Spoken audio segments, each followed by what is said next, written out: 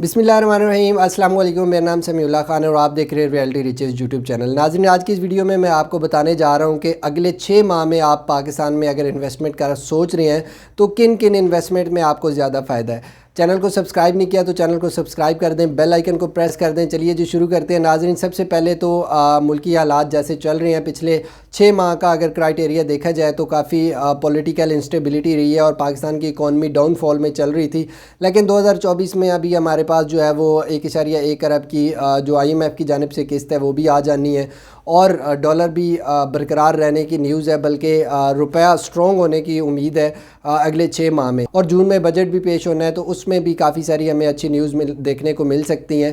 تو سوال یہ پیدا ہوتا ہے کہ اگر آپ پاکستان میں انویسٹمنٹ کرنے جا رہے ہیں تو کن چیزوں میں انویسٹمنٹ کریں تاکہ اگلے 6 ماہ میں آپ کی انویسٹمنٹ جو ہے وہ سکسیسفل رہے۔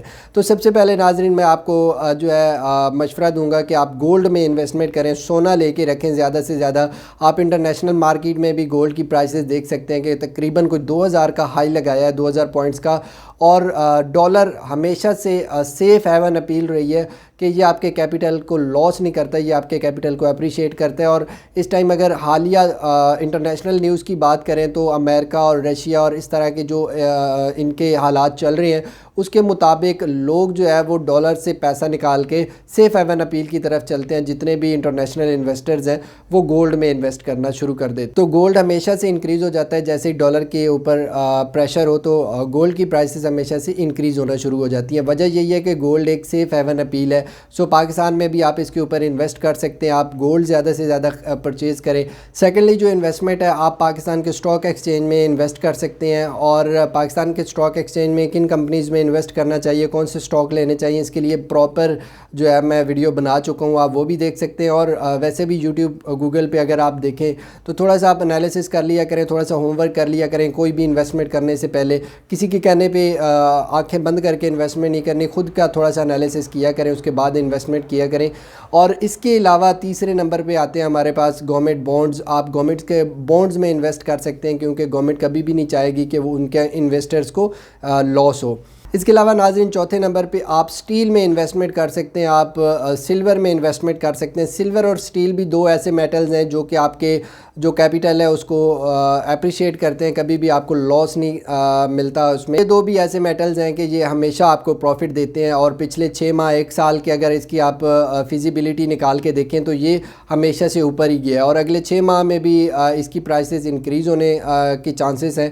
سو آپ سٹیل بھی لے کے رکھ سکتے ہیں اور سلور بھی لے کے رکھ سکتے ہیں۔ اب لینا کس طرح ہے اور اس کو کس طرح آپ نے سیف رکھنا ہے، یہ ایسے میٹلز ہیں، گولڈ ہو گیا، سلور ہو گیا، اور آئل ہو گیا، کروڈ آئل ہو گیا، اس طرح کی جتنی بھی پروڈکٹس ہیں ان کو آپ جو ہے وہ فزیکلی فارم میں نہیں لیتے، آپ ان کو جو ہے وہ نمبرز کی فارم میں پرچیز کرتے ہیں۔ یہ نہیں کہ آپ نے کروڈ آئل کا ٹینک لے لیا یا گولڈ کو تو خیر آپ فزیکلی لے سکتے ہیں، لیکن یہ ساری چیزیں جو ہے اب آپ کو نمبرز میں مل جاتی ہیں۔ اکانومی جو ہے وہ ڈیجیٹلائز ہو گئی ہے اور دنیا بھی ڈیجیٹلائز ہو گئی ہے، دنیا کے ساتھ ساتھ پھر پاکستان کو بھی چلنا پڑتا ہے، تو ہر چیز اب ڈیجیٹلائز ہو گئی ہے، اب آپ کو پریشان ہونے کی ضرورت نہیں ہے۔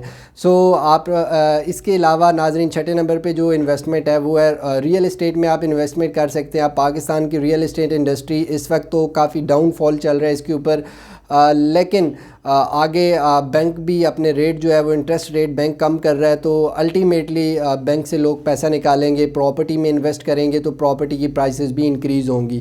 سو آپ پراپرٹی میں انویسٹ کر سکتے ہیں، پاکستان میں اچھی پراپرٹی جو ہے وہ پرچیز کریں، کیونکہ پاکستان میں 80% لوگ جو ہے وہ پاکستان کی پراپرٹی میں ہی فراڈ کر رہے ہیں۔ اس کی وجہ یہ ہے کہ ان کی جو پراپرٹی ہے وہ رجسٹر نہیں ہوتی، یا آپ کا بھی تھوڑا سا ہوم ورک صحیح نہیں ہوتا، آپ آنکھیں بند کر کے کسی بھی ڈیولپر کے ساتھ انویسٹ کر دیتے ہیں۔ سو ڈیولپر کی کچھ چیزیں دیکھی جاتی ہیں، اس میں اس کے پاس اونرشپ ہے، اس کے پاس اپروولز ہیں، اس کی ڈیمانڈ ہے، اس کی ڈیلیوری ہے، یہ 5-6 چیزیں دیکھی جاتی ہیں، اس کے بعد آپ انویسٹمنٹ کیا کریں۔ ناظرین، اگر پراپرٹی کے بعد آپ انویسٹمنٹ دیکھ رہے ہیں تو پھر آپ کیٹل فارمز میں انویسٹ کر سکتے ہیں، کیٹلز فارم اپنے بنا سکتے ہیں، اور پاکستان کی فارمنگ میں آپ زیادہ سے زیادہ پیسہ لگائیں تاکہ اس میں اکانومی بھی سٹرونگ ہوتی ہے، اور فارمنگ ایک ایسا بزنس ہے کہ یہ کبھی بھی آپ کو جو ہے لاس نہیں دیتا، آپ کو انشاءاللہ پروفٹ ہی ہوگا اس میں۔ علاوہ ناظرین، آپ ایگریکلچرل سیکٹر میں پیسہ لگا سکتے ہیں، انویسٹمنٹ کر سکتے ہیں، اس میں بھی آپ کو انشاءاللہ اگلے 6 ماہ میں پروفٹ ہونے والا ہے، اور جیسا کہ گندم کی پرائسز آگے گندم کا سیزن آ رہا ہے، اس طرح کی چیزیں آپ پرچیز کر سکتے ہیں، گندم پرچیز کر سکتے ہیں، چاول پرچیز کر سکتے ہیں، چینی پرچیز کر سکتے ہیں. یہ چیزیں آپ پرچیز کر کے آگے جو ہے وہ ریسیل کر سکتے ہیں یا ان کو کچھ عرصے کے لیے سٹاک کر کے آگے بیچ بھی سکتے ہیں. تو یہ بھی آپ کو کافی پروفٹ دینے والے ہیں. اور اسی طرح کی ایک پروڈکٹ ہے کھل بنولا.